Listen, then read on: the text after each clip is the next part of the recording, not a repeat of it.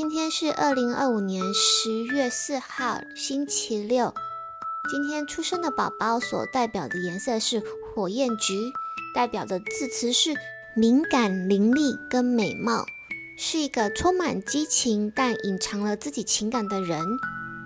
代表的生日花是青窝，花语是害羞。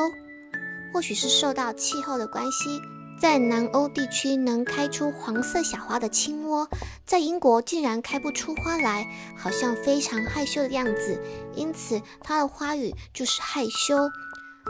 受到这种花祝福而生日的你十分害羞，遇事有点犹豫不决，不好意思做决策，但是这样的你却总会在紧要的关头展现热情。